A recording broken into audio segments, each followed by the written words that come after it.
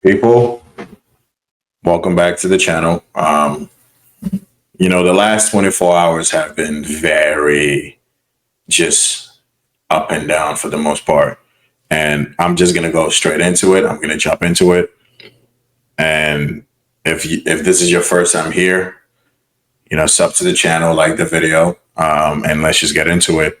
Enzo Fernandez, the Argentine national team, the big scandal that's going on social media, on the internet, after they did win the Copa America against Colombia. Enzo Fernandez was on his live stream essentially, and he was recording most of the players on the team bus singing a song that was, it consisted of some racial slurs, racial comments to the Black French players that play for the French national team. And people have had their own opinions on it. They've had their perspectives on it in terms of just saying, like, if he's just saying something that's fact, what's the issue, right? But there's one thing just saying something that's factual, and then there's another thing just being intentional about the connotation and the implication of it. Like, these are grown men. They know exactly what it is. They talked about how these, according to the video and what I've learned so far, how they laughed about how like the Black French players are born to like African descent, and they're essentially West African but have French passports. And it was just like unnecessary, it was just unnecessary. And of course, he's the one who recorded the live stream, and he just, he's there singing the song. And, look, it's 2024. Racism is something that should not be treated lightly. I think especially when it comes to the game of football, the game of soccer, we're all people from different walks of life, and we all enjoy the beautiful game as it is. Black people, white people, Europeans, Asians. Look, we all enjoy the game. The game brings us together. And offensive behaviors, offensive words, songs should not be tolerated. Chants, gestures, all of these should be just thrown straight into the trash because it's not needed. And, for me, I just hope the reprimand and consequences are just dealt with.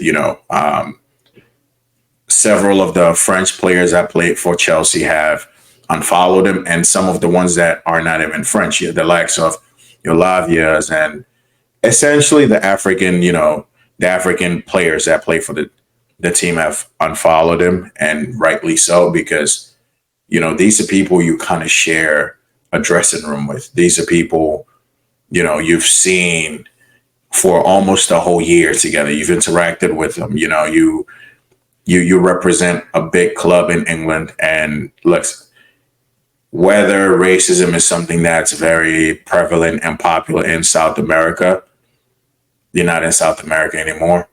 You're playing in England. England is filled with, Black people, is filled with African people. And it's just crazy that you just didn't even for a minute just think about the consequences. Like, you interact with these guys all the time, and they're French. Like, it doesn't even matter if they're French. Even if you said something crazy about people from anywhere else, it's not needed. And it was just out of line. He came out with his apology. The apology is right on the screen. I want to apologize sincerely for a video posted on my Instagram channel during the national team celebrations. The song includes highly offensive language, and there's absolutely no excuse for these words. I stand against discrimination in all forms and apologize for getting caught up in the euphoria for a Copa America celebrations. That video, that moment, those words do not reflect my beliefs or my character. I'm truly sorry. Um, Usually when you are someone who believes in something and you uphold it, you, even without cameras on you, you still live that life, right? You still live that life. You don't just, you don't do it because it's popular right now and that's the wave. You stick to your beliefs and you stick to your morals.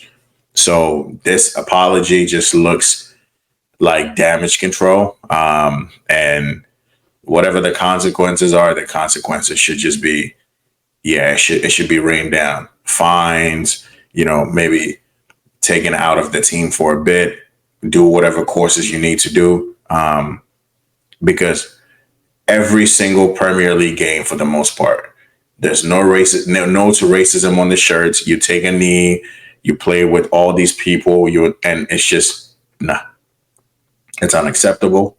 It will never be acceptable. And for your own teammates to even be the first ones to be like, whoa, this is wrong.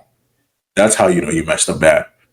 So I'm not even going to give this too much energy than I've already given it. It's already been 6 minutes and I've already spent too much time on this. Whatever the consequences are, hopefully he gets it. And that's just what it is. Chelsea, do what you need to do. Fines, whatever. I don't think they're going to sell him only because this is someone they've paid a lot of money for. He's a big investment for the club.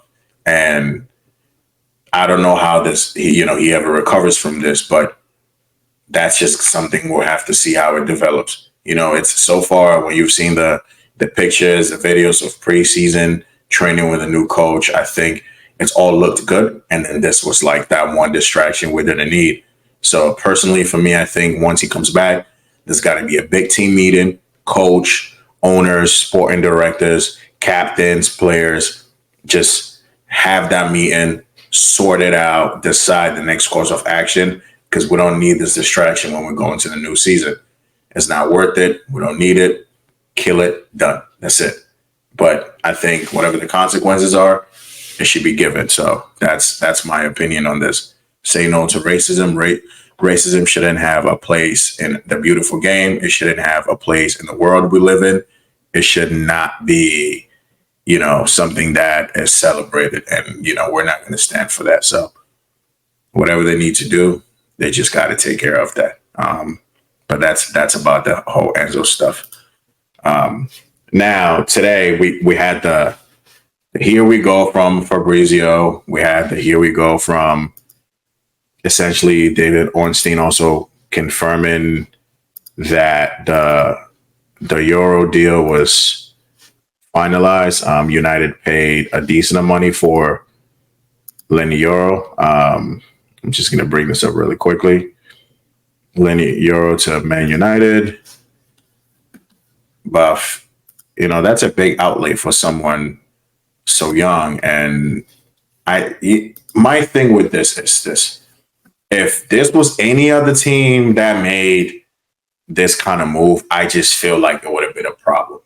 Rivals would look, if this was my club that paid about 70 million euros for a kid who was 18, like when we paid that much money for when we paid 50 something for Esteval William, the uproar was insane.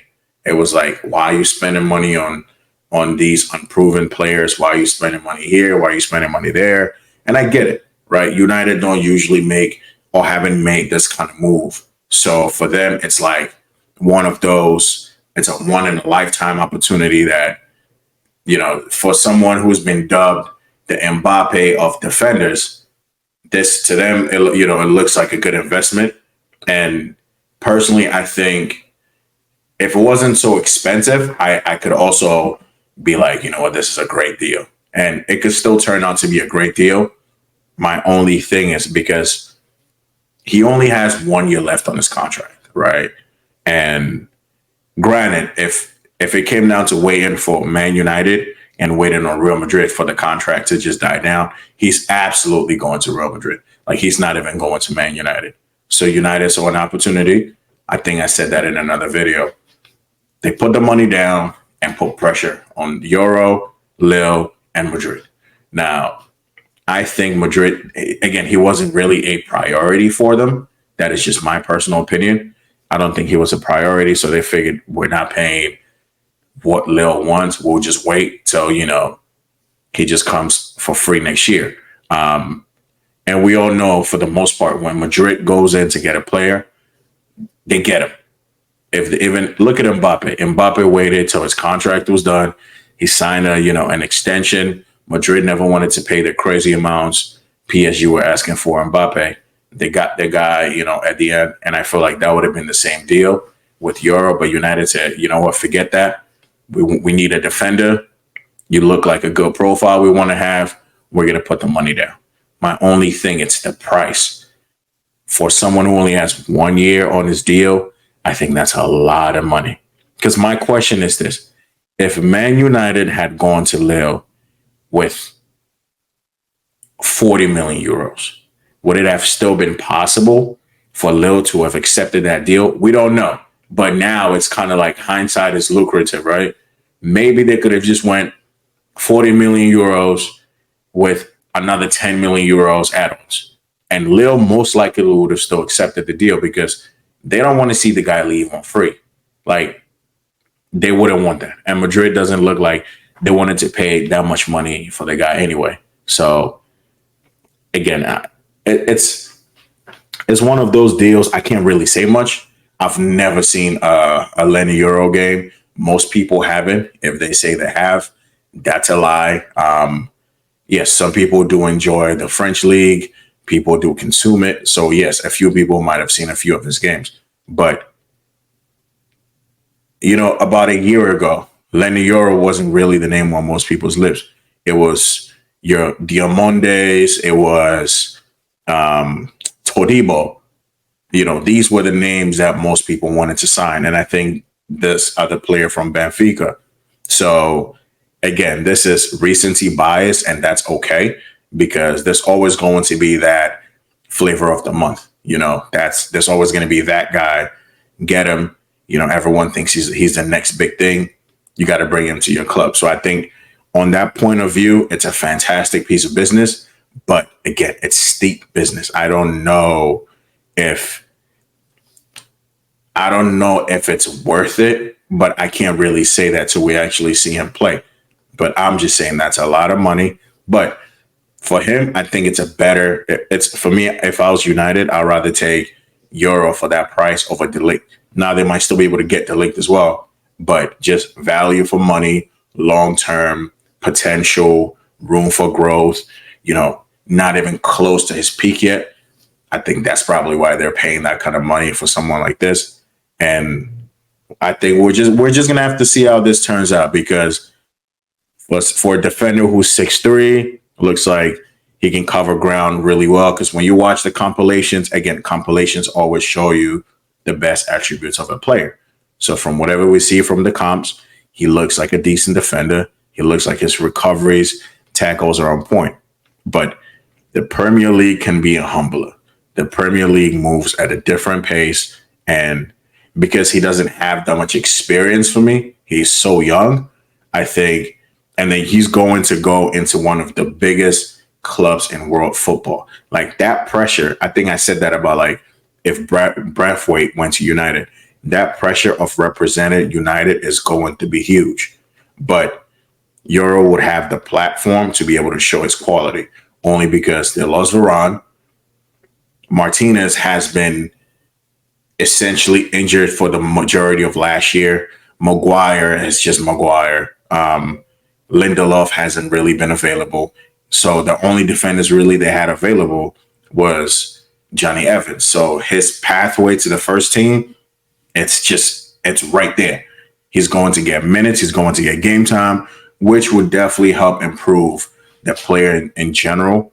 But again, from the outside, it looks like a smart deal. only because it solves something you need. It gives you the defense that you're trying to build. And United's board, they look like they are in business. You know, it was Xerxes, now it's Euro. They probably still might want to sign De Ligt. We don't know, but it's United are being aggressive. They're moving fast, and hopefully they still suck next year, because if United is out here moving like this and they have a better season than we do next year, then yeah, I'm not. I don't think I'm going to really enjoy that.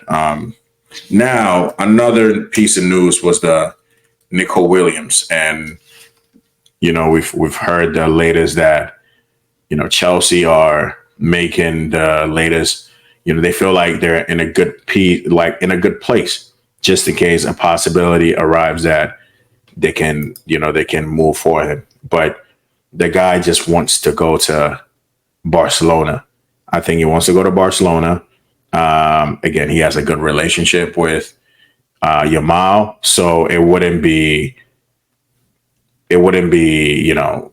out of the norm, like for him to make that step. Now there's other news saying maybe Barcelona cannot afford Nico Williams, and I think if this is someone we do want to bring into the team, we're going to have to pay a lot of money for this guy.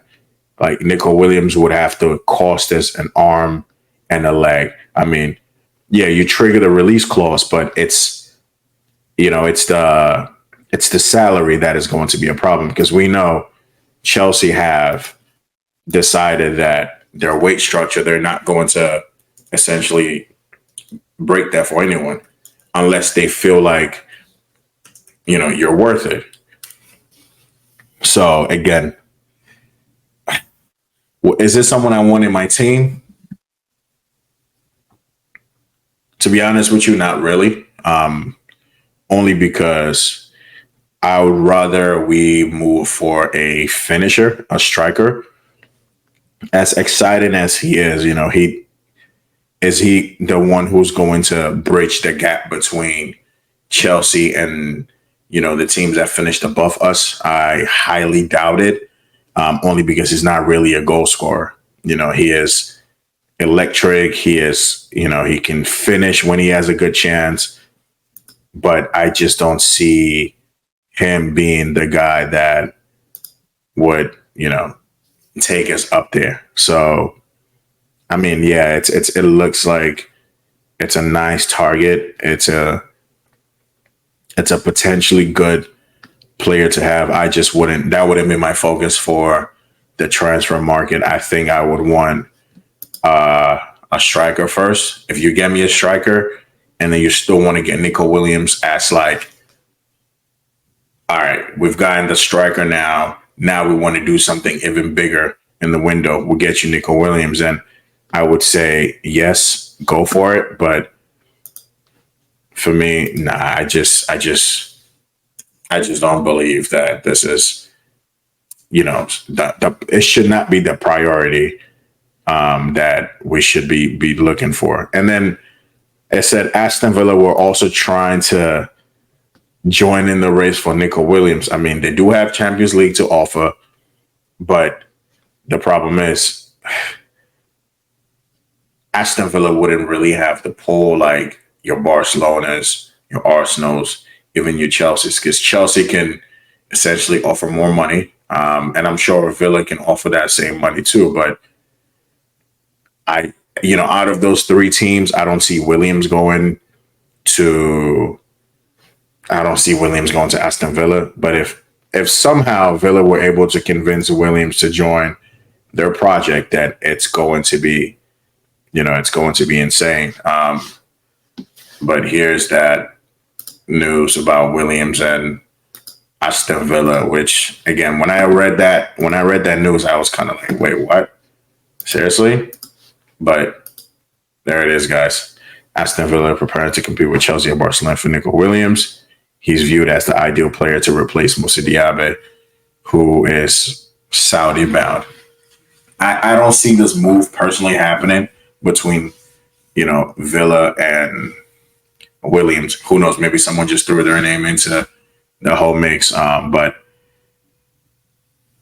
for me, if Chelsea had any ounce of like trying to just compete next year, I think we need a striker because you can run it with Sterling, you can run it with Nkunku on the left, on the right, you can run it with Cole Palmer and Noni. Again, we just want to bridge that gap, and this is like a luxury. Like he would be a luxury player for me. He wouldn't really be, someone who's going to get us 15 goals a season. You get me a good striker that could get me about 15 goals, guarantee that probably wins me like an additional like 10 to 12 points, and 10 to 12 points is really about like 4 games, really. If a striker can score me 15 goals and win me 4 games just on his own, I'd rather take that than say like a Williams who will come in, try a few, probably get a few take-ons completed, probably get me like 4 goals from the left side, probably get me another like 6 assists. I mean, these are not really numbers that you can push into the Champions League and the European places. I think he had like maybe 5 goals and 11 assists, but that's La Liga. We've seen some people come in, we've seen players come from the Spanish league into the English league, and those numbers have not translated. So there's no guarantee that even if Chelsea sign a Victor Osimhen, he will give you the same output. But at least the difference is one, he's a bagsman, he's a striker. But we've also had bad experiences paying big money for strikers who have failed. We all know that. So even for Osimhen, that is probably a deal I would stay away from because experience has shown that whenever we've done a big outlay on a striker, it's just never worked. So I don't know. Go get me an Ivan Toney, someone cheap. If you want to find another Nicholas Jackson profile, but maybe a bit more clinical to save you some more money, do that. I did mention Ollie Watkins in a few videos. I like Watkins as a striker because he has like that all-round play. He can do the dropping deep. He can do the run in the channels. He can do the shoulder thing. He can hold the ball up pretty well. But even as a good goal scorer he could also be very wasteful sometimes. But at least you know what you're going to get. Go straight into the league. He's already played in the league for years now. He knows exactly what it takes. And if you can have better creators around someone like that, then you have a better chance of just finishing up higher the table. But again, Williams, he just looks like that. He feels like that player that you would go all out for, and then he just flops. He just wouldn't hit the heights, and like he had a great Euros, but we've seen that before. People having good tournaments. So I just don't. This isn't a move I personally want to see happen. I just don't see it ending well, but I could be wrong, and he could turn out to be one of the best, pieces of business of the summer. But you guys let me know what you think in the comments. But, Chelsea, get me a striker. Stop playing around with,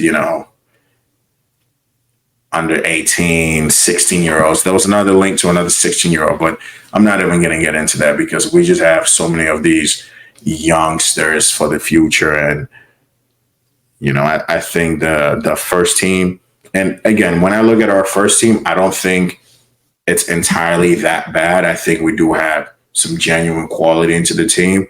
And I think just injuries have really not given us the opportunity to see what we've paid for over the last year or two.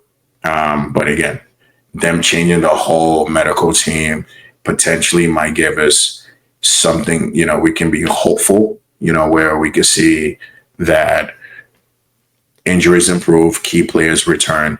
And, today I was listening to one of these streams and, I think they mentioned that United had more injuries than Chelsea did. And, I think by like 2. But I think when you count these injuries, you have to look at the personnel that was missing. Like for the most part last season, United had, Højlund fit, Rashford was available, Anthony was available, Ahmad was available, barely played, Garnacho was available, Casemiro didn't have a great season, but for the most part, he was there. Um, Onana was still available, even though he was shite, but he still was available. But yes, they did lose, some defenders, but again, not a lot of people are going to be lining up to buy Maguire off United anyway. Martinez was a big miss, but again, your Bruno Fernandez was still available. But if you look at Chelsea, Reece James was not available. Nkunku was not available for the most part. Lavia wasn't available for the most part. Fafana wasn't available for the most part. Even Levi Colwell was injured for, majority of the season or being played out of position. You had Cucurella, who had to cover both right back, left back, and then even at some point got injured and was not available. We had to use the likes of your Badia Chiles on the left, and Gilchrist on the right. I'm not saying United didn't lose quality, but I'm just saying sometimes it's just disingenuous when people don't really want to just consider everything that went into that. When you lose the big players, like I feel like if United didn't really have Bruno Fernandez, Kobe Mainoo in that midfield, if Kobe Mainoo was missing from that United midfield, I think they struggled a lot. He was by far their better midfielder last year. So now imagine you taking him out of that team. I think that imbalance would have been very detrimental to Man United. So I think when these conversations are being had, there's banter in it, but there's also got to be just some reality and some common sense that is just applied to it. But that's about it. But like I said, guys, thanks for supporting the channel. If you're new here, subscribe to the channel, like the video, and then I'll see you guys in the next video. Peace.